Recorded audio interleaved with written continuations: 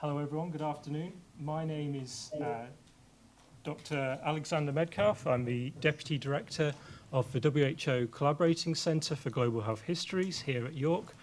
And I'm delighted to welcome you to this 125th Global Health Histories Seminar on Safety in Society Cycle Helmet Debates. It comes just one day after the United Nations World Bicycle Day, which celebrated the bicycle as a reliable, clean and sustainable means of transportation, and also one which has many health benefits as well. Just out of interest, how many people came by bicycle today?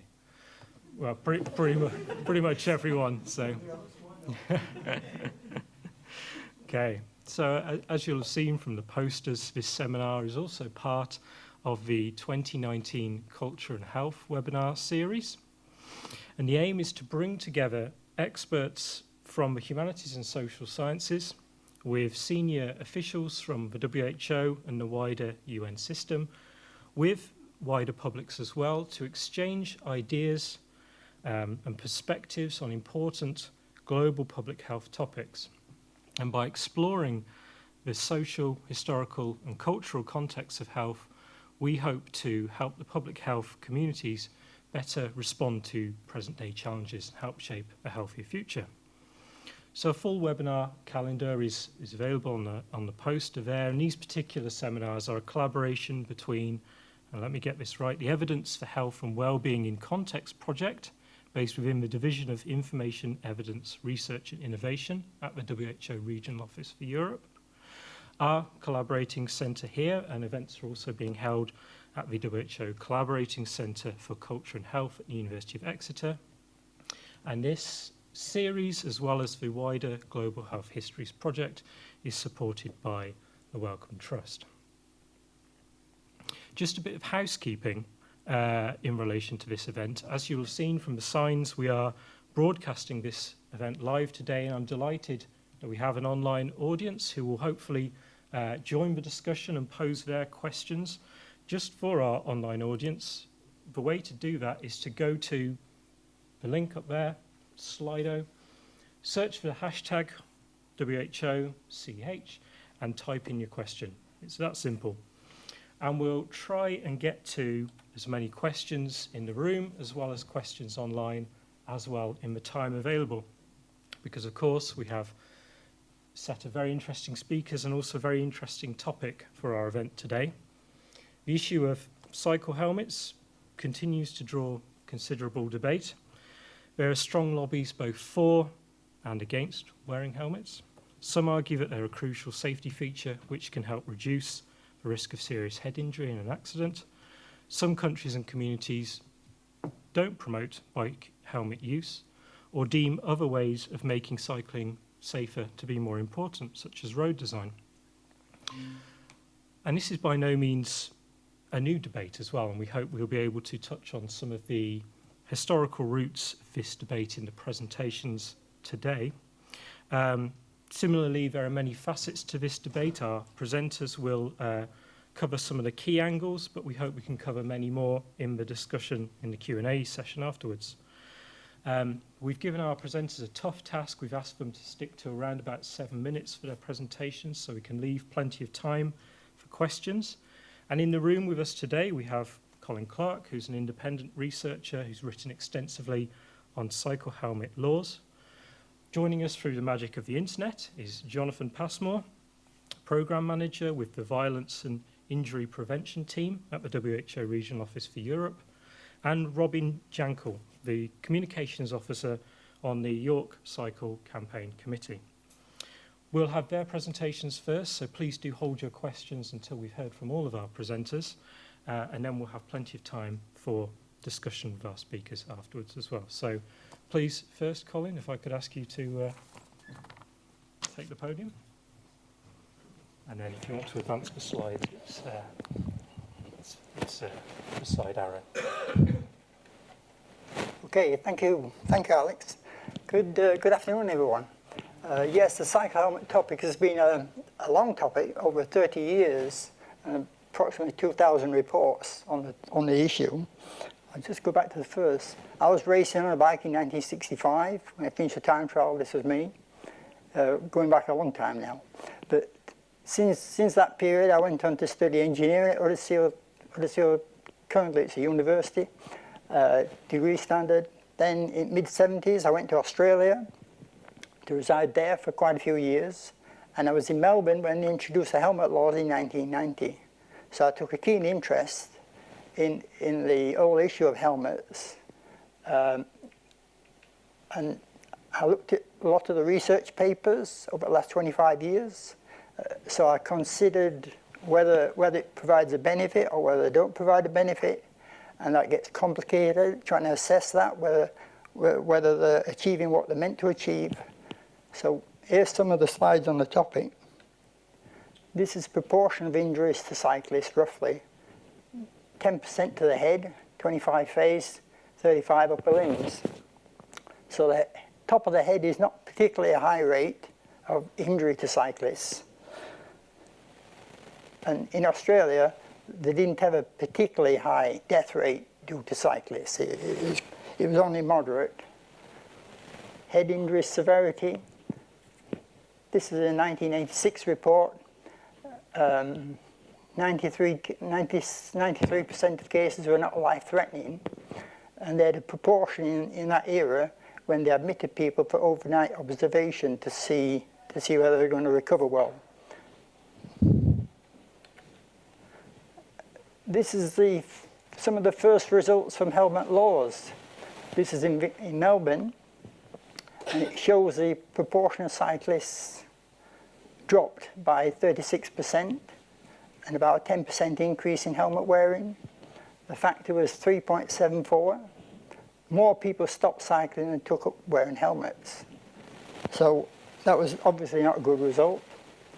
New South Wales, 44% drop in cycling for children and 9% extra wearing helmets.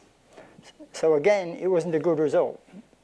It's probably the worst road safety result you could possibly find anywhere because it discouraged cycling to such an extent. This was the census data from Australia. The blue lines, they didn't have legislation in 1991, and cycling kept going up. For the states, without legislation, cycling kept on increasing. The red lines are for the states which did have legislation in 1991, and that started to come down. So again, that was a bad result for helmet laws.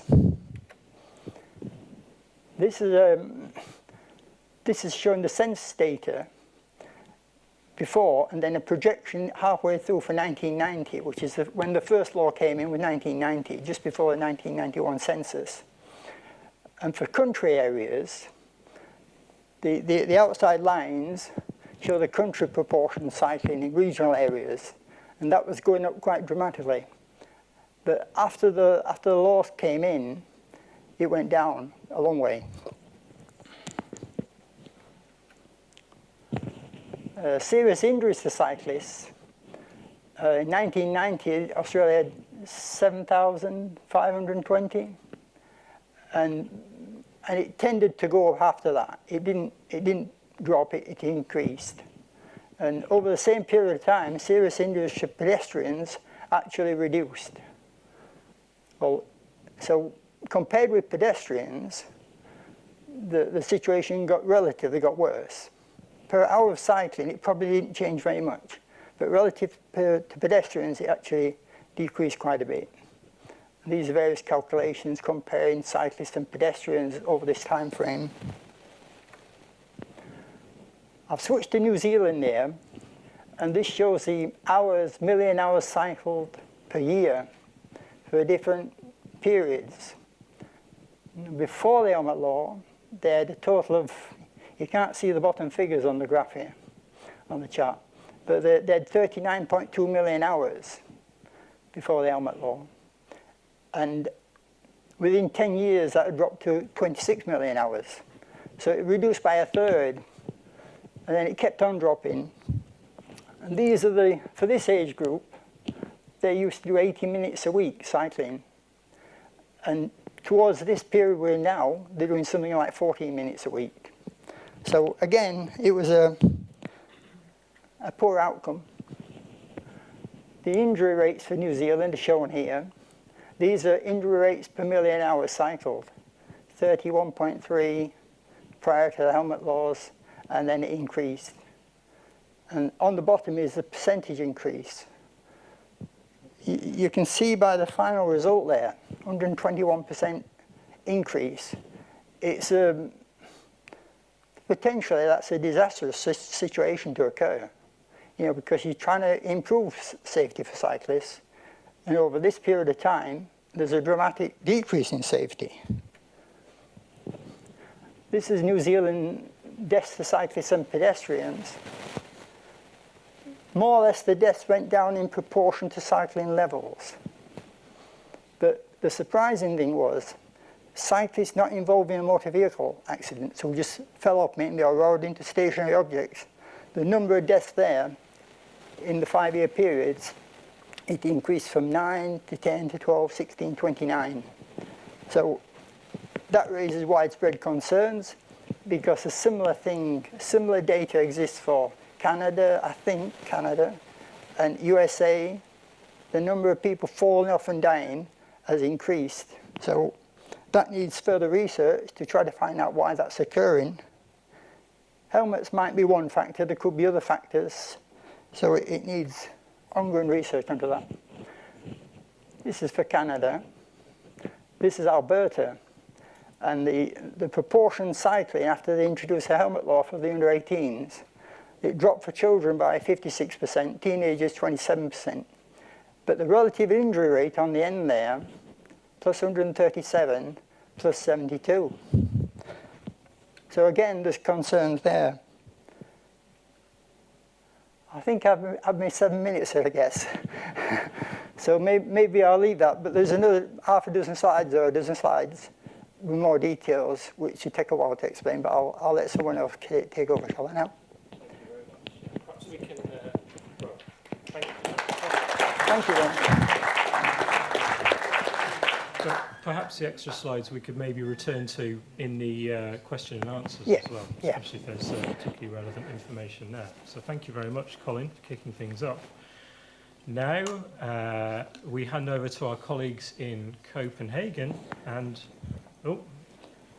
Jonathon Passmore. This is the Slido, by the way. These are some of the questions coming in from online. We can see, please can we see the slides?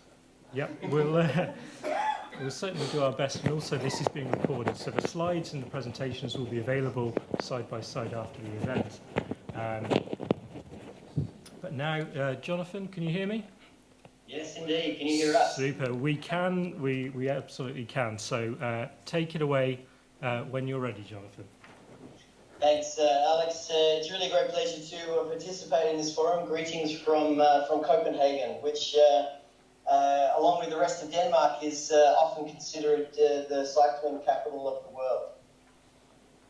I want to set the scene in this discussion just to reiterate. I'm a road safety specialist, and so the perspectives that I'm going to be bringing to this discussion are solely from the perspective of safety, which is ultimately what the issue of helmets is primarily about.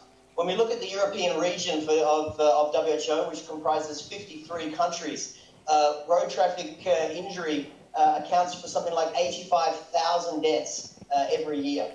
Someone dies on the regional roads every 6 minutes, and it's the leading cause of death for those aged 15 to 29 years of age. When we look at the types of road users who are dying on our regional roads, across the region as a whole, about 4% of those deaths are cyclists. But when we look at specifically at the countries of the European region, that doubles to over 8%. Of course, when we think about safety, and we think about road safety, deaths are just the tip of the iceberg. For every death that occurs on our roads, there are hundreds, if not thousands, more serious injuries that require some form of medical assistance, which contributes enormous burden on the health system, as well as does on national economies. So, I mean, when it comes to the debate about bicycle helmets, there are essentially two positions. The first is that, yes, we should mandate or we should promote bicycle helmets as a public health intervention. One, because they are extremely effective at preventing head and traumatic brain injuries. The research here is very well established with reductions in head and brain injuries of 85 to 88%, respectively. This has been also demonstrated. So the effectiveness of helmets has also been demonstrated very significantly through meta-analysis of a large number of studies covering a large number of bicycle-related injuries. Now, the other side of the argument is that helmets actually, or the requirement, I should say, or the does more harm than good because it discourages cycling, and so there is research that is highlighting those positions as well as other negative impacts such as false sense of safety and poor consideration by other road users, notably car drivers. The other position that related to that position as well is that countries like Denmark and the Netherlands that have the largest volume of cyclists also have the lowest rate of cycling injury, death and serious injury relative to the distance travelled. And I'll talk about those two examples a little more specifically. When we think about the barriers to safety, the barriers, I should say, to uptake of cycling, it's very common in relation to Australia and New Zealand, for example, two jurisdictions that do have mandatory bicycle helmet legislation. It's common to hear that the need to wear a helmet is one of the reasons why people don't take up cycling. But when you look at public surveys, there's a whole range of different issues that are brought into this discussion about why people don't cycle. It's issues relating to safety, about sharing road space with heavy and fast vehicles. It's a lack of a dedicated infrastructure. Distance that they have to commute, for example, to get to work. How do you transport children? Issues about terrain, issues about pollution, about climate and weather. All of these examples are often cited much more frequently, or much more with greater priority than the issue of health. Of the issue of helmets. I can't actually see the audience there in York, but I want to do a very quick show of hands poll. And Alex, you can tell me what people are doing. What I would like for our audience to be very honest. How many people do not cycle? Would not cycle, I should say. Would not cycle only if they had to wear a helmet. So the only reason, the main reason that they chose not to cycle was because they might have to wear a helmet. I'd like a show of hands for people who would adopt that position. And we'll do it here in Copenhagen as well. Who would not ride a bicycle just because they had to wear a helmet? Yeah, Jonathon, we've got a handful, I suppose, of hands up as well. And we've got a question back to you as well, based on that one. Yes. Okay. Can you hear me, Jonathon? Yes. Yes. In New South Wales, the current fine is $330 for not wearing a helmet. So the question may be, how many people would cycle less or might not cycle if they were facing a fine of £150 riding without a helmet? Which is a different perspective. It is a different question. It is a different perspective, Colin, and thank you for adding that. The point that I was making is that we often hear that I don't ride a bike because I have to wear a helmet, rather than looking at the full gamut of other factors which are often more pertinent to barriers to cycling. So WHO's approach to road safety is the safe systems approach. Safe systems approach recognise that the human body is both fallible and vulnerable. There is only a certain, we as humans, we make mistakes. Those mistakes may result in a crash, but they should never ever result in a death or a serious injury. At the same time, the human body is fragile. There's only a certain amount of force, a certain amount of trauma that we can be exposed to before death or serious injury is the result. So let's go back to what I was talking about earlier about countries like Denmark and the Netherlands. And this classic photo that highlights the environment that we're talking about, you can see almost immediately that Denmark has the infrastructure that we're always craving and aiming for when it comes to promoting cycling and, most importantly, separating cyclists from other road users.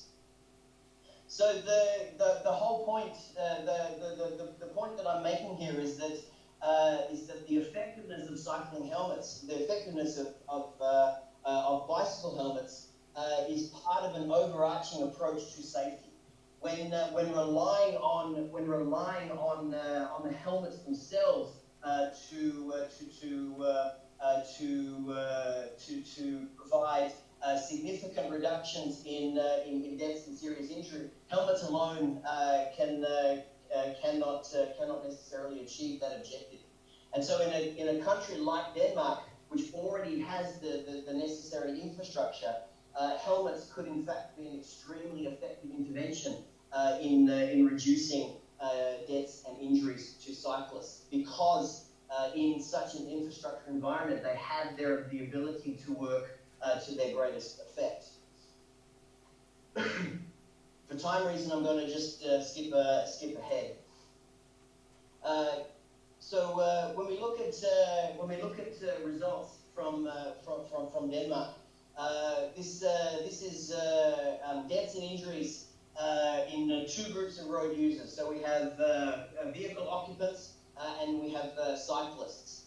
And what these slides show is that relative to each other, the progress that Denmark is making as a country in road safety is not even between these two groups. In other words, the reductions in deaths and serious injury are much faster for road users than they have been for cyclists. So the progress in road safety for cyclists, even in a country that has this mainstreaming of cycling and the infrastructure that it does, this progress in reducing deaths and serious injury is relatively plateaued, and that's a pattern that also is maintained when you look at kilometres travelled as well. Moving to the Netherlands, for example, just very quickly, it's important to point out that in 2017, for the first time in Netherlands, more cyclists died in the Netherlands than car occupants. And for a country like the Netherlands that has adopted a safe systems approach, a Vision Zero style approach to its road safety, the objective of such an approach is to focus necessary actions where the greatest occurrence of death and serious injury is occurring. Excuse me. The Dutch Road Safety Agency did a study and estimated that if helmets were to be utilised consistently in in cyclists, it would reduce cyclist fatalities by about 85 per year and more than 2,500 serious injuries every year. Colin mentioned about the experience of Victoria in Australia, and to look at it's actually where I'm from in Melbourne. When you look at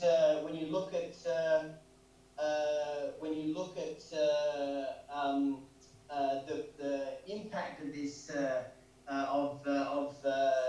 when you look at the trend of cyclist fatalities over time, you can see that there is a downward trend in cyclist fatalities, and that's our ultimate objective when it comes to road safety. As a policy, the helmet legislation has essentially been less than successful because it lacked the infrastructure support that is necessary for helmets to be the infrastructure environment for helmets to be the most effective that they can be. Looking at a jurisdiction in Victoria, the latest road safety strategy moving to 2028 is certainly highlighting that those infrastructure requirements for achieving overarching cycling safety will be prioritised moving forward. Just to highlight a couple of examples of WHO's publications in this area, we have our good practice manual on helmets, our road safety technical package on road safety, and just a further reference to what Alex already mentioned about yesterday's World Bicycle Day, and how cycling is such a central element to society. But our ultimate objective here is making cycling safe. Thank you very much.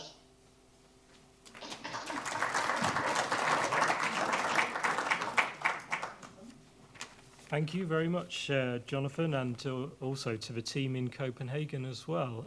If you could stay online for the question and answer session, that would be fantastic. But for now, we'll hand over to Robyn, our final presentation this afternoon. Hi. What do you think when I say cyclist? Well, Google says this, which is weird because it thinks that this is driving and not this.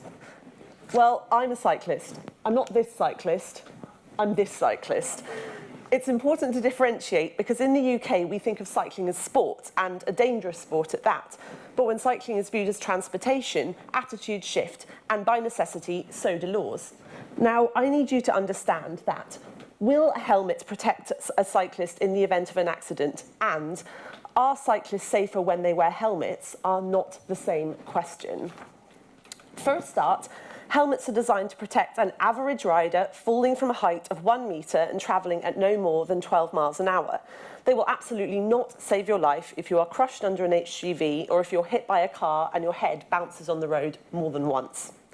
Which is a problem because a study in Bath showed that if a cyclist is wearing a helmet, drivers are more likely to pass them closely and dangerously. The protection offered is minimal and specific, but drivers unconsciously see it as an excuse to take less care overall. Meanwhile, multiple studies have found that people wearing safety equipment are more likely to engage in riskier behaviours, even when the protection is irrelevant to the risk. So, the safe feeling that a helmet creates is an encouragement to whiz down a hill at 30 miles an hour, and if the cyclist falls at that speed, the helmet does nothing. It's safe to say that the whole topic is far more complicated than at first glance. But worse, it's not simply a case of saying, but what harm can helmets do? Making helmets compulsory and wearing them at all actually has extreme unintended consequences. When cycle helmet laws were passed in Australia, casualties fell for cyclists, but they also fell for pedestrians. And one reason is that the helmet laws coincided with policies clamping down on drink driving, so fewer people were simply driven into. At the same time, the total number of cyclists on the road also fell. In fact, the level of cycling fell by about twice as much as the number of cyclists suffering head injuries. Why? entirely human reasons. Not having access to a helmet at that moment, what to do with it at the other end of the journey, not wanting to mess up your hair, resenting being told what to do, it made the journey seem more dangerous than it actually was. For people who are cycling because it's convenient, adding a single further obstacle could be the difference between people getting on a bicycle or getting in a car. It may seem irrational to not wear a helmet due to minor annoyances, but we have to accept that the desire for convenience is a consistently human reaction. And ultimately, it doesn't matter if you think that this sounds ridiculous or stupid. If being forced to wear a helmet stops people cycling, and research shows that it does, then enforcing helmets could be catastrophic. And that's because of the enormous benefits that cycling brings, both to the individual and society at large. This chart shows from the NHS shows risks leading to death. Cycling directly improves 4 of the top 6. Obesity costs the UK £2.6 billion a year. Respiratory illness, 11 billion. In the UK, if helmets could prevent all cyclist injuries, including non-head injuries, cycle use would only have to be reduced by 4.7% to shorten more lives through inactivity alone than helmets themselves could possibly save. Air pollution is recognised as one of the biggest environmental threats to human health. It contributes to 40,000 deaths every year, including heart disease, asthma, even Alzheimer's. In urban settings, most of this comes from motor traffic. Cycling, instead of driving, immediately reduces air pollution. Similarly, we need to tackle global warming as a matter of urgency. The UK's transport sector remains our largest source of greenhouse gas emissions. Cycling is the obvious way to reduce our carbon footprint. In short, whether it's reducing risk to human health, air pollution, or our carbon footprint, we should be doing everything in our power to make cycling more attractive, not less. Which brings us to the question, if not helmets, then what? Well, for a start, simply getting more people cycling. Safety in numbers is inarguable, and it's an inverse relationship. A motorist is less likely to hit a pedestrian or cyclist if more people are walking and cycling. But the game changer is proper infrastructure. Segregated lanes work in 2 ways. They keep the cyclist physically removed from the dangers of engine-powered vehicles, but they also look safe, which means that people who are nervous, inexperienced and vulnerable will start cycling as well. The road goes from looking like this to looking like this. The first one, by the way, that's in York. The average speed is lower and continuous, and all of that reduces injuries. Where segregation is common, helmets are rare, and head injury rates are comparatively extremely low. So why aren't we doing this? Well, partly money, but mostly a cultural attitude which still holds that the car is king. Everywhere that cycle lanes are introduced or even considered, they face strong opposition from motorists who are used to being prioritised. It takes a particularly strong politician to face down the backlash when vehicle access is reduced. So, instead of reallocating space from motorists to cycle lanes, it causes far less uproar amongst car-driving voters to promote helmet use instead. It says that cycling is a hobby, a sport, requiring specialist equipment, and if cyclists indulge in it unprotected, then whatever may happen is on them. Hopefully it's clear that there are better things than helmets to ensure cyclist safety whilst securing the wider benefits that cycling brings. But if your ultimate goal was simply to reduce head injuries, then we should question who is really at risk. Here's a number, 1,324. That's fatal head injuries to pedestrians on British roads in that time period. Or 1,046. That's head injuries to vehicle occupants. Head injuries to cyclists comes in at 269. According to a 1996 study, the risk of head injury based on transportation type breaks down like this. So since people walking are twice as likely to receive a fatal head injury as people cycling, why aren't we recommending that all pedestrians wear helmets? Since being in a car and on a bike carries roughly the same risk, why is this discussion never about helmets for drivers and their passengers? And in case you're wondering, a driving helmet does exist. It was marketed at families on everyday car trips, and it was available globally during the 1980s. And in total, they sold 500 units. So, if a helmet for pedestrians or occupants of motor vehicles sounds ridiculous or pointless, then I would suggest that the helmet debate is actually far more complex than simply wanting cyclists to survive. I would say it's victim blaming, an easy way to shift the focus onto cyclists for choosing not to protect themselves.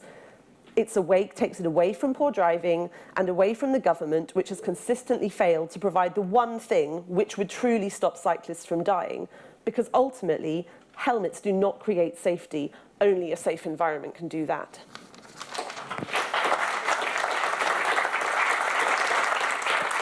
We can invite our two speakers in the room and Jonathon online as well. We can begin the question, answer and discussion section of today's event. If we refresh Slido, you can maybe see we have the questions coming in.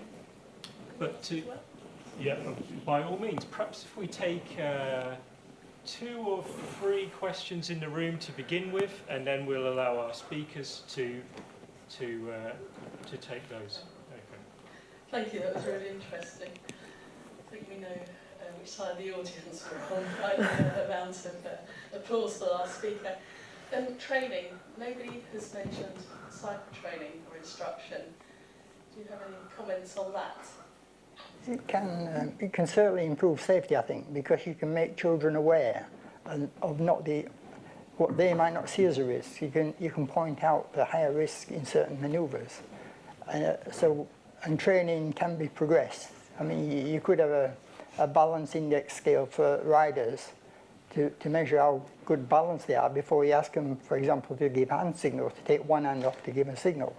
So you could coordinate your training to a higher scientific level by recognising the abilities to start with and how you progress the training, and then make the cyclists aware of potential danger situations that occur, getting trapped by lorries, roundabout situations, crossroads, pulling out from junctions. You can make them aware of a spectrum of hazardous situations, so it should be progressed, definitely.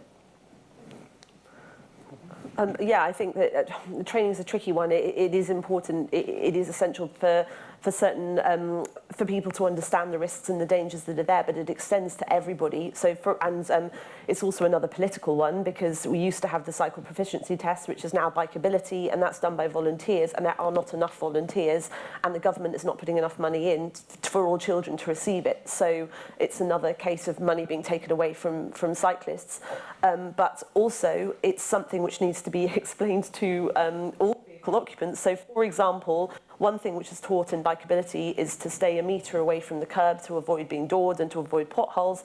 And motorists frequently complain about cyclists riding away from the curb. So if that training were given to cyclists, it also needs to be given to motorists to understand that everybody who's sharing the road together. Jonathon, did you hear the question? I didn't actually. Could you repeat the question then, please? Hi there. I asked what role training had, because that wasn't mentioned. So the role of training, if you have any thoughts or comments on that one? Well, I mean, when I think about training, I go back to the point about safe systems. The historical approach to road safety is that you can educate away human error, which is just not true. It's a system. You need a system that accommodates that error rather than the ability to educate and create sufficient awareness to achieve that.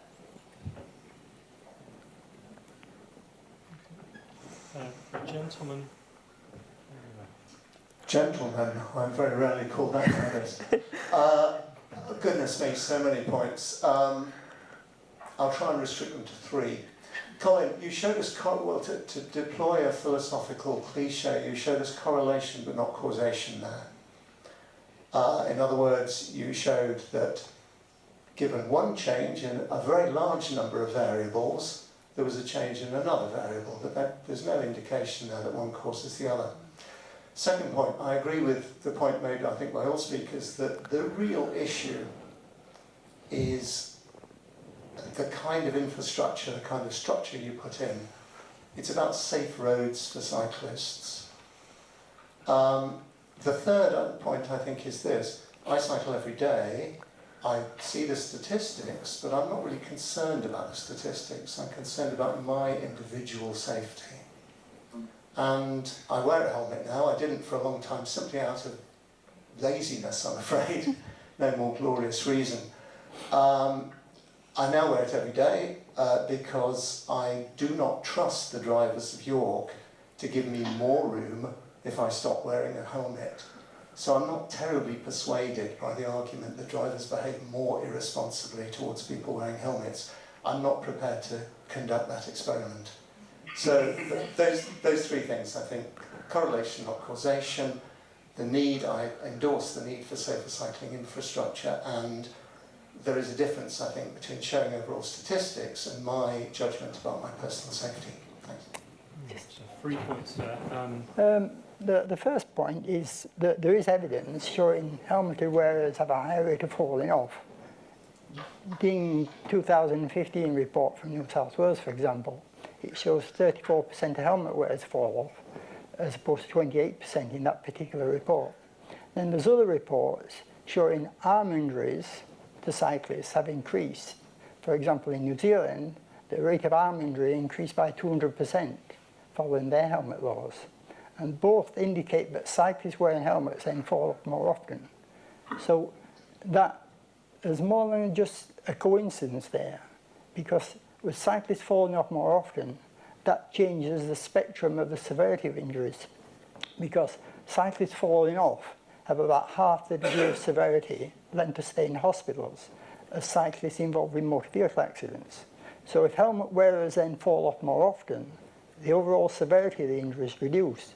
And then when they work out the odds ratio of how effective helmets are, that changes the calculations and it leads to errors. One report, Ziegler's 2015, he found a potential error in calculating the odds ratio of 400%.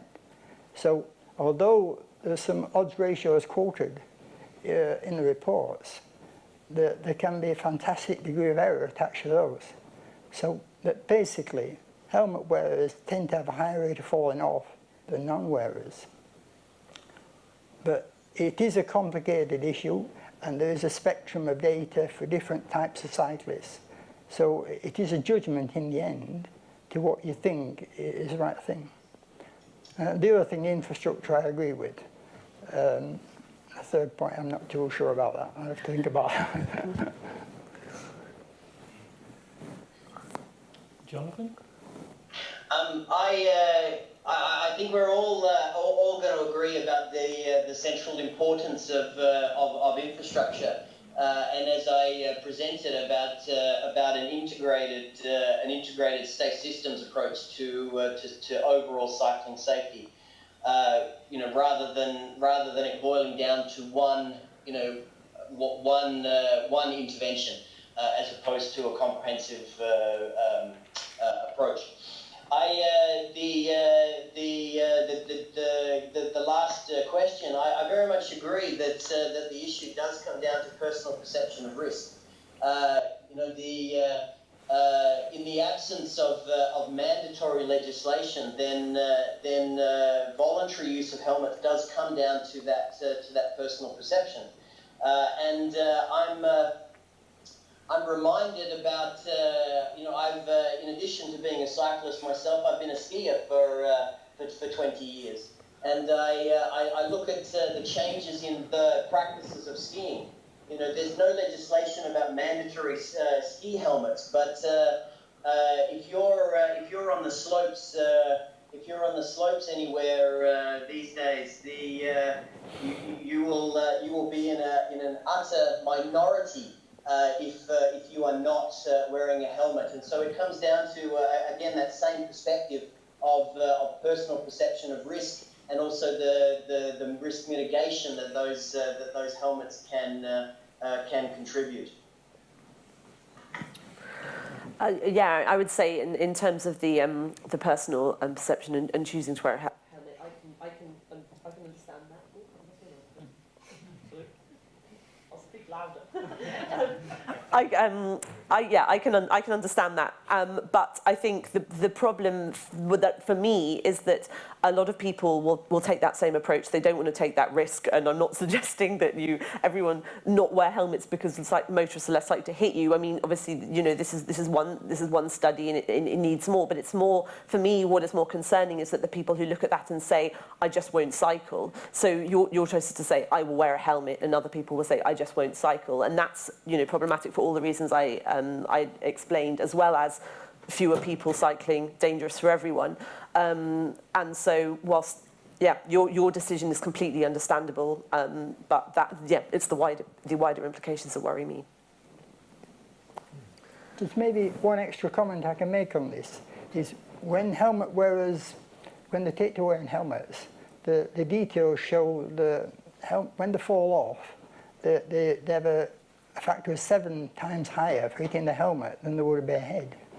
That was 1988 research. So if you get a group of people, half wear helmets and half don't, those wearing helmets, if they have a higher accident rate to start with, and then when they do fall off, they'll hit the heads, according to this report, 7 times more often. That's documented. So then from their perspective, from helmet wearers' perspective, they report, oh, I've fallen off, I've hit my helmet, it saved me numerous times. Whereas the non-wearers, it looks like they fall off less, and when they do fall off, they're far less likely. 3% was a figure, 2.7%, the rate of hitting the head when they fall off. Whereas helmet wearers were 20% rate of hitting the helmet. So from the perspective, when people do wear helmets, far more report falling off and hitting the helmets than would occur if they weren't wearing helmets, for bare heads. I'll show them the document later if you like. I think part of my brief is to create balance between the questions in the room and online. So I think if we just have a look at some which have been coming in. Now, I'm not someone who measures my life in terms of likes, but on this occasion, we might look at the number of likes that have been upvoted on the questions towards the top 2. Now, the first one, I think we've covered a bit in and around this, but maybe if our speakers wanted to elaborate on any other country examples they'd like to draw upon, why in some countries with lots of cyclists are there relatively few helmet wearers? And also the next question, should governments provide free helmets? I wonder if Robyn? I can go. I mean, I know that actually for the second question, in Melbourne they did try providing free cycle helmets and it didn't do anything. It didn't change the number of cyclists, so they provided it, didn't work. That would be my very simple answer to that is no. The other question, I would say it's because the culture is completely different, because it is not seen as a sport, it's not seen as necessitating specialist equipment. It's literally just you get on your bike and you go to the place you're going, the same as you would in a car, the same as if you were walking. It's a total culture shift. So here, if I go to the shops to get a pint of milk and I walk there, I don't instantly become a pedestrian. And if I drive there, I'm not a driver. But if I get on my bike to go there, I'm a cyclist. It's bizarre. Whereas in somewhere like Denmark and the Netherlands, it's irrelevant. It doesn't matter. It's just a thing you use to get from place A to place B, and that's why helmet use is lower. And it becomes, you don't have to change your identity in order to use a form of transportation, and it's all tied up in that, in my opinion. I think I would disagree with you on that one, Robyn. I think if I jump in my car, I automatically become a driver. If I walk along the footpath, or in many instances where pedestrian facilities don't exist, walk on the road, which is one of the reasons why pedestrians are so vulnerable. So getting on my bike does make me a cyclist, just exactly the same as those other examples. I think the issue about why in some countries there are lots of cyclists. Cycling in Denmark and the Netherlands is a way of life. It's mainstreamed as it's recognised as a valid mode of transport and supported accordingly. Whereas, as you rightly point out, in so many other countries, it's seen as a mode of recreation rather than a mode of transport, and therefore not supported by transport infrastructure. I mean, where you have the kind of infrastructure that you have in Denmark or in the Netherlands, there is the chances of your interaction with another road user, particularly a motorized vehicle, is significantly reduced because the system is designed to separate these road users on purpose. But the other thing to keep in mind is that you've got your own self-propelled speed as well, which applies to the example that you're giving about why pedestrians should not wear helmets, for example. When you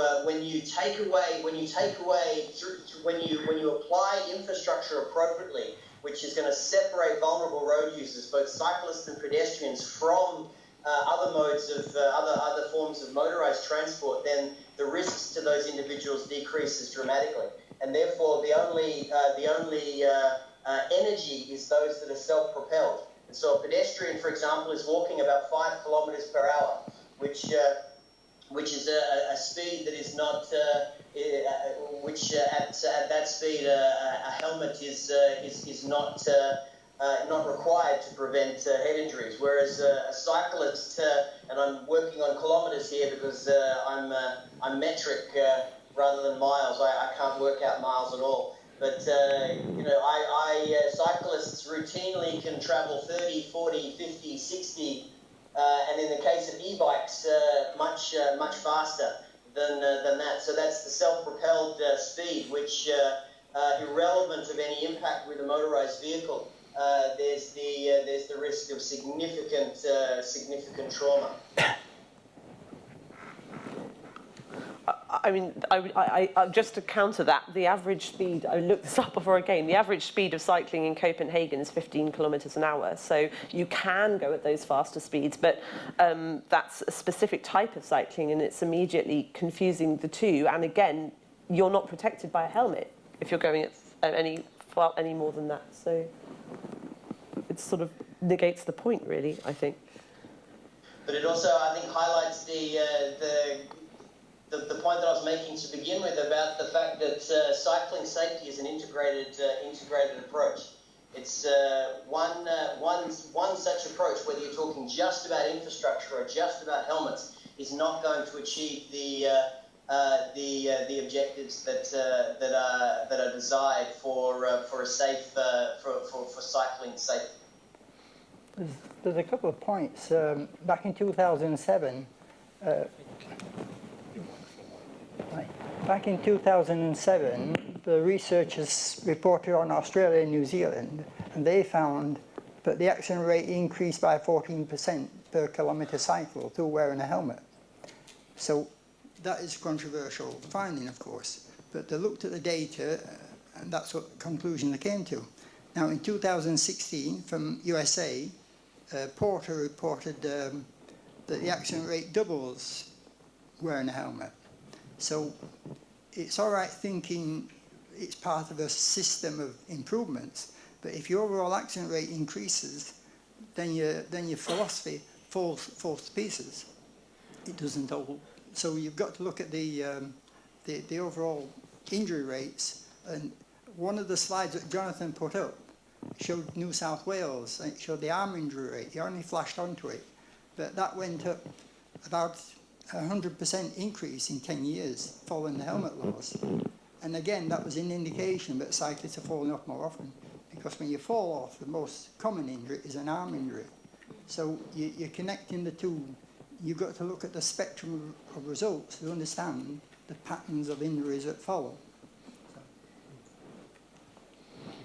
We have 2 questions over the side of the room. There's a good question on the list about safe systems. It's actually not the one that's there immediately, but it was the previous one. It was basically highlighting about responsibility of cyclists. Can we go to that one? There it is. There we go. Yeah. So it's the top one with three thumbs up. Safe systems approach do not blame the cyclist for not wearing a helmet. It's about stopping a crash from happening in the first place. Actually, that's not what safe systems are about. Safe systems are not about preventing crashes. Safe systems are about preventing injuries and deaths from occurring in the event of a crash. So like I said, we under safe systems, we expect that crashes will occur because crashes can occur when people make mistakes. That can be a driver who's distracted by their children in the back seat. It can be a driver distracted by their mobile phone, and those distractions may result in a crash. But the objective of safe system is preventing people from being killed or injured in those circumstances. So it's not about blaming the cyclist for not wearing a helmet, but it is about responsibility of all different users within the system. So the cyclists themselves are one of the components of the system, and they have a responsibility, whether it's to their own personal safety or under a mandatory legislation, to wear that helmet. I think the first priority should be to avoid the accident rather than try to prevent the injury. And I think that's where their philosophy is in error, really. Because obviously if you avoid the accident, then there's no need for protection. You know, so the priority should be to avoid the accident. That's why you build motorways, wide lanes, no slow-moving traffic on them, and people can move along motorways, a very low injury rate, very low accident rate, because of the design of the system.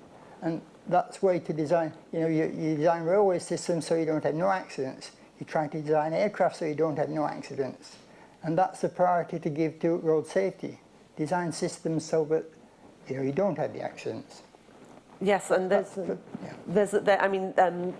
lot of suggestion there that accidents that happen are freak accidents. They're unavoidable, but actually there's been a lot of scientific research into this to show that actually a lot of it is avoidable. So and it can be categorized. So for example, 90% of motor collisions have a man at the wheel, and 40% are motorists who are uninsured. Those are just the two numbers that come to my head. But there are patterns, and they can be tackled. And I think that when we look at it from that approach, we're looking too narrowly at it and say the accidents are going to happen anyway, so cyclists should protect themselves. But there are patterns that we can look at, and we can improve it at a macro level. I certainly didn't say that they're going to happen. I said that mistakes happen, and those mistakes can result in crashes. Of course, our objective is to prevent crashes from occurring in the first place. But it also recognises that you cannot train away human error. You cannot human error and the consequences that come from that don't result from a lack of knowledge or a lack of understanding or a lack of awareness. The very definition, the very word accident is a misnomer, in that road traffic crashes, injuries, and deaths are not accidents, because they can be determined. There are risks, there are protective factors. And all of those are the basis of strategy. There are a multitude of risk factors that increase the likelihood of a crash occurring in the first place. And an issue that's most pertinently related to vulnerable road users like cyclists is alcohol. An intoxicated or an impaired driver is exponentially more likely going to kill or injure a cyclist or a pedestrian as opposed to themselves. And so the issue of alcohol, and I note that the UK is the country marked by having the highest legal threshold of alcohol of any country within the WHO European region. That's addressing issues like that is part of a comprehensive approach for safety of cyclists, as it is for all vulnerable road users. We have a lot of questions in the room and people have had their hands up for a long time. So if we could take 3 questions in succession and then our presenters can field them. So please. So hello, I'm a public health specialist and an injury epidemiologist working at the University of York. And I'm just a bit concerned about WHO's approach here. So you seem to be focusing on, so going away from the alcohol issue, which seems to be a bit off topic. So you're talking about mandating individual behaviour. And what concerns me is you already have just said that you can't train away human error. So the way the public health approach normally works is what you do is you start to use mandatory legislation in terms of your systems or your infrastructure. So I think that should really be your priority. And I mean, there's been the question about why wearing a helmet might increase your risk. There's something called the risk compensation theory. So it's something that you might want to look into as well. So I'm just concerned about WHO's approach, and then also how that's going to work in low-income countries. Already in this country, you would no doubt increase inequalities. So what's your kind of understanding of that? So before we have the responses, please, another question down here. So this is also a very similar thing. I also have a concern about the WH approach here. I mean, ultimately, my question is, I've heard a lot about this being an integrated problem, yet you haven't ever mentioned that it doesn't appear that air pollution is mentioned at all in the WHO assessment. But that is now a huge problem that is being offset by cycling use. So my question really is to Jonathon, why is the air pollution included in your assessments? Because it feels like it should, because I can substitute it in all the arguments that you've used. And if not, why aren't you looking to include it and make that a part of the assessments? And one more, I'm going to send you all the way to the back there.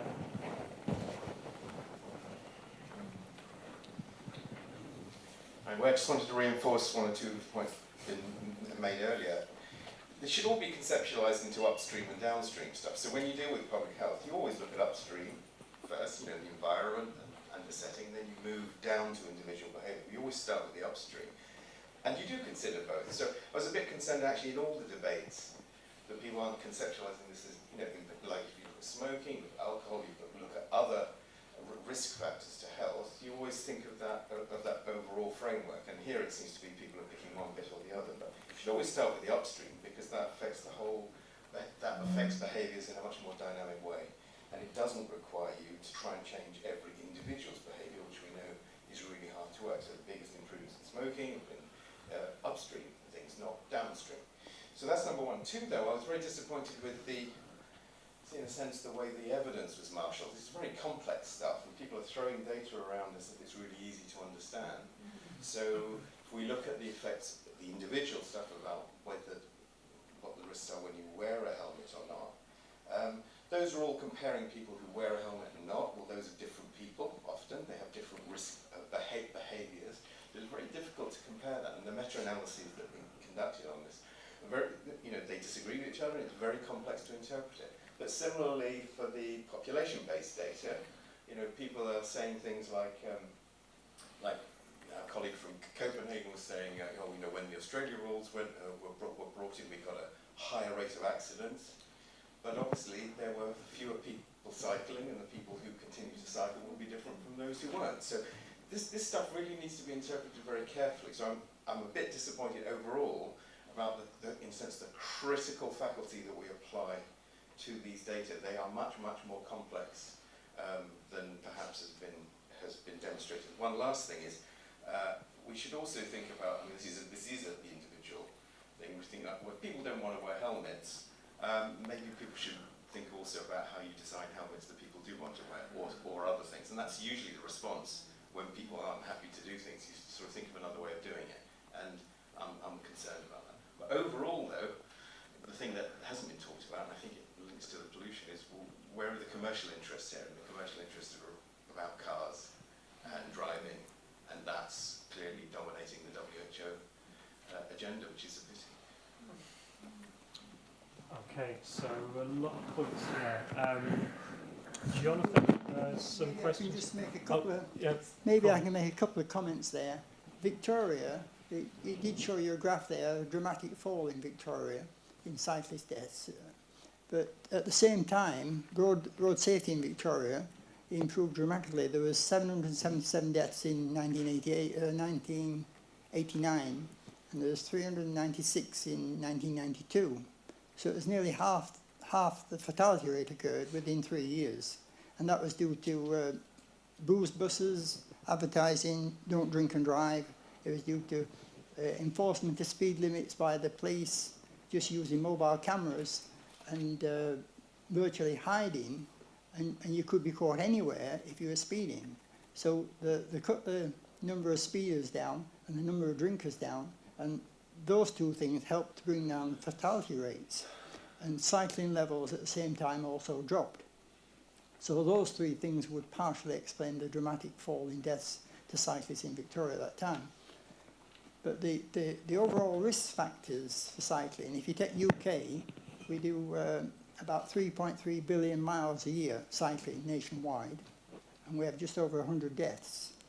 So if I can get these figures right, that's like 330 million miles. No, it works out 33 million miles per death, I believe, if you do calculations. So that's a very, you know, it's quite a low rate of people getting killed relative to cycling that they may do. Roughly, if you did 20 kilometers a week for 50 weeks, for 50 years, you do nearly 500,000 kilometers. So your risk of dying would be something like once in 600 or 700 lifetimes of cycling at that rate. So the health benefits of cycling, that's why it outweighs the risks by so much. By 20 to 1's being quoted and a lot higher. So the health benefits of keeping people cycling are considerably higher than the risks on the roads. So the problem is to reduce the risks on the roads, and that could be done, for example, by a minimum passing distance requirement for vehicles passing cyclists. And the chap from York who says the traffic conditions are not very good, that would help to make conditions better for cyclists if motorists took more care in passing. And if you've cycled in the Netherlands and different parts of Europe, you'll realise the motorists do give cyclists more space. Most of them are cyclists themselves, and they have a different driving culture. We seem to think you can squeeze past because it's part of our driving culture. If you can get through and squeeze past, it's okay. But that doesn't work. You've got to give cyclists more space so they don't feel threatened. That's the main deterrent to cycling, feeling threatened on a bike. And that's what you're trying to avoid, and that's where legislation could help. Jonathon, Robyn? I think most of the questions were for Jonathon, so... Jonathon, you still online? I'm still here. Yep. I find it interesting that that it's been interpreted that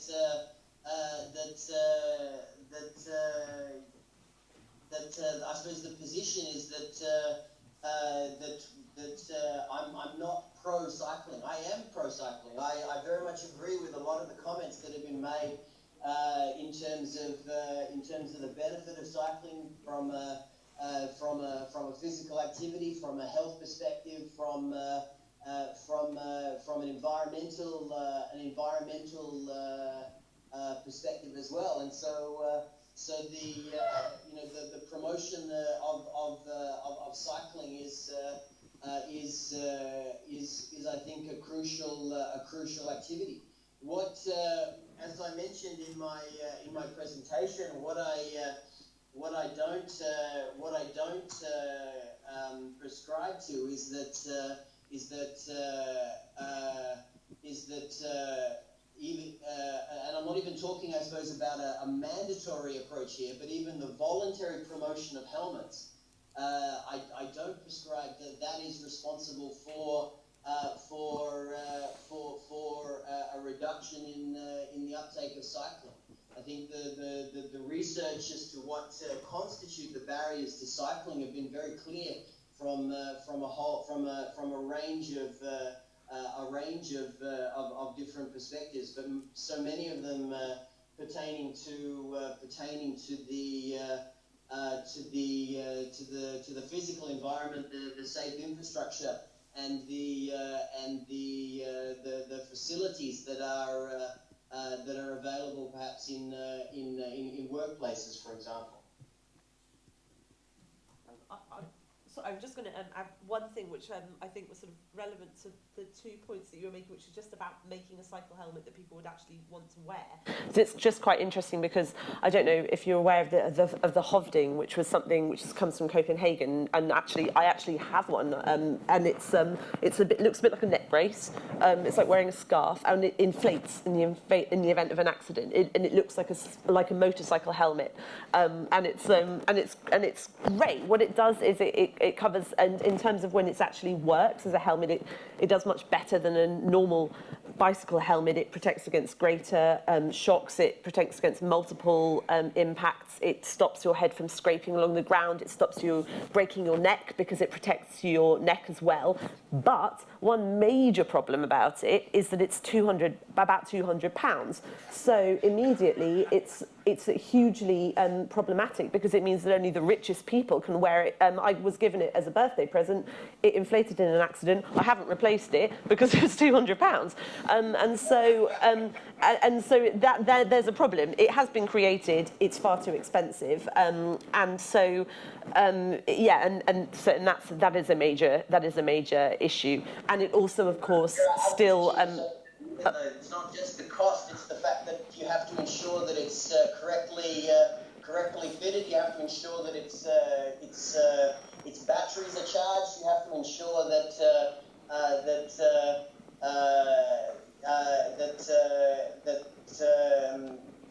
So there are other dimensions that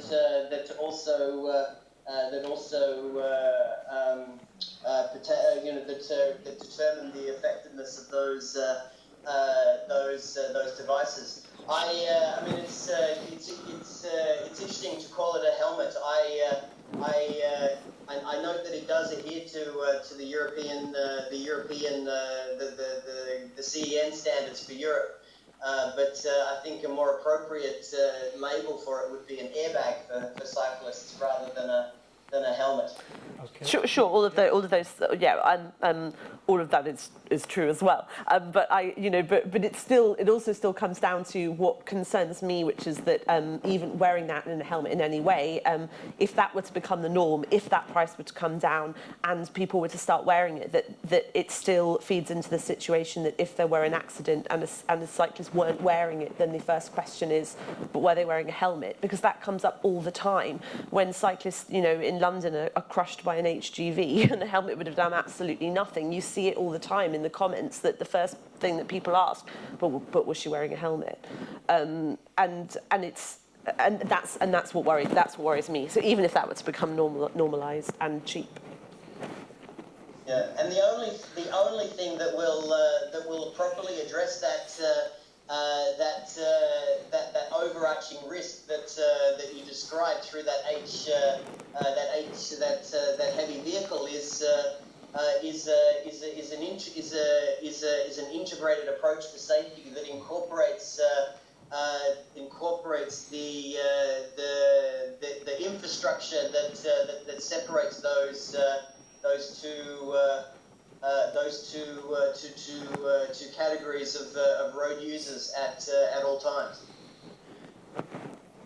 We've grilled our presenters for close to 45 minutes now, and I'm conscious that there's still questions in the room. I think at this point the event kind of has to split a little bit. I think we have to say goodbye to our online audience and end the stream, as was agreed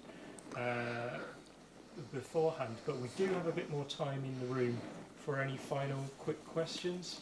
I know some people have to get off, but others, if we could take a few more. Down this way. Well, when we are presented with all this information, all these statistics, some things appear to be completely the opposite of what one might, in the first place, expect. And I wonder if any attempt has been made to make the analysis slightly more sophisticated in having it reflect, firstly, a change in the type of cycling which is going on in the Western world, sort of the mountain bike type approach to cycling, which tends to be a slightly manic attitude, which, whilst it's okay if you're working on an off-road track somewhere, it may translate itself to the attitude of those users on the road. And the other thing that no analysis appears to have been made of is to, well, there was some, because there was stuff about children, but also to the age of cyclists. One only has to look at the cost of insuring your motor car when you're 17 or 18 years old, as opposed to when you're 45, to see that the risk created by younger people, and that includes young adults, is far greater than those who are than that created by those who are more mature. And I wonder if there's any sort of attempt being made or likely to be made to make this analysis more sophisticated.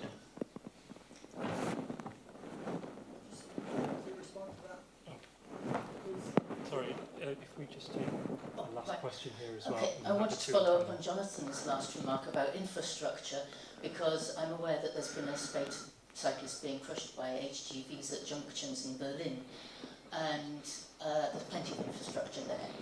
And I know that from the early 90s, the Berlin Cycling Club used to advise against using the off-road cycle tracks, because they said drivers did not pay attention to bicycles coming along on the cycle tracks up to junctions, and therefore people got squashed. And this is what's certainly happening still there. I don't know how many, but there's been something like half a dozen people killed at junctions this year already, through HGVs turning right into cyclists coming along with the right of way. So, yeah. And as regards Victoria's wonderful declining figures, you know, if they wanted to have no cycling deaths, they could just make cycling illegal. It seems to me that that's where they're going with that. So, well, But the actually hasn't been mentioned, has it? Because it is different on the continent. The slower user is deemed to be the vulnerable. Microphone. I'm sorry. Have I got this right, or has that changed? That if you cycle on the continent, you're considered to be the innocent party unless the motorised faster perpetrator can prove that they weren't guilty. Or has that changed? I didn't know that, but... I thought that was the case in places like Germany and the Netherlands. Is there anybody here from Cycling UK? Because they were lobbying to get this changed in this country. I've heard of that. I've heard those similar remarks over a number of years. I'm a member of Cycling UK. Yeah. But it could be the case. I'm not 100% sure of their legislation position. Yeah, I I'm think sure that when I lived in Germany that was the situation. The onus was on the driver to prove that they weren't at fault. And it's a shame that we haven't got our Copenhagen correspondent still online. I think he is still on. Jonathon, are you still online? No. Oh. Okay, it was. Oh well. And if the live nobody knows, broadcast. then we can't progress that. But that was my understanding. Okay. There is actually, a legal element. the gentleman behind you is asking about statistics of different age groups. And there's a document in that bag there from 1991 for Victoria, and it gives different age groups and how many kilometres they do, and risk per kilometre and such things, and percentage of injuries. So you can work out the fatality risk and injury risk per 100,000 kilometres or whatever the figures are. That gives you a good idea how it varies, that the 10 and 11, 12-year-olds are probably higher at risk from memory.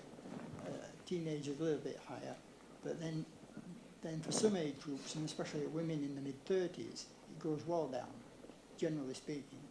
You know, the injury risk and fatality risk go well down. And then for older generation, it tends to go up again. Once you get over 60, it tends to increase. So the document's going back 20, 30 years on that information. access. Could you use the hashtag final I think responses? my experience as a local cycle campaigner, and I don't know so much about the national and international, the international data, but it is interesting that you talk about the different demographics, essentially, because right now, in the UK especially, the infrastructure is generally designed by a very specific demographic, which is able-bodied, white, middle-aged men who are confident, either if they cycle at all, they're confident cyclists, and often, as is in the case of York, in fact, in York Central, I think it was, I can't remember now if it was York Central or one of the areas which has a cycle network in it, was designed by somebody not from York who doesn't cycle. And so it's not a surprise that then the people who use that infrastructure are that same demographic. White, middle-aged, able-bodied, healthy cyclists, male cyclists, and they are then going to be the ones who also have more accidents because they are the ones using the infrastructure. And I am particularly concerned with getting more women cycling. In the UK, it's a 70-30 split, 70% men, 30% women. In York, it's slightly better, 60-40, still not good enough. And one of the reasons is that still these days women are generally more likely to be doing the shopping and also more likely to be picking up the children from school, and so they need something different, and they need the type of bike that I ride, a heavy Dutch bike with panniers or a trailer or a backfeets, which, big bucket with the kids in the front. And those types of bikes are less likely to be involved in accidents because they're slower, they're heavier, you're being more careful because you've got kids in it, because you don't want to break the eggs and the glass bottles in your bag, and all of that impacts everything. It all comes together, and when there are more people cycling like that, it also, as I said in my presentation, it slows things down because people are not rushing around and they're using it in a different way. So yes, there is definitely that element of young people taking more risks, but it's also the fact that those other people just simply aren't using the infrastructure. They're not there, and if we can get more of them on it. So I'm segueing away from helmets now, I know, but I think it's all related. It does change the safety aspect of it. Sorry if I've rambled. That draws our events to a close today.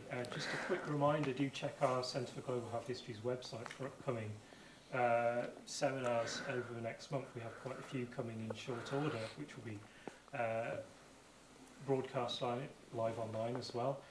And that just remains for me to say thank you very much to our speakers, both in the room and Jonathon online, the team in Copenhagen, the audience, both in the room and online as well, and also to our funders who are welcome, trust to support this series. So, thank you very much.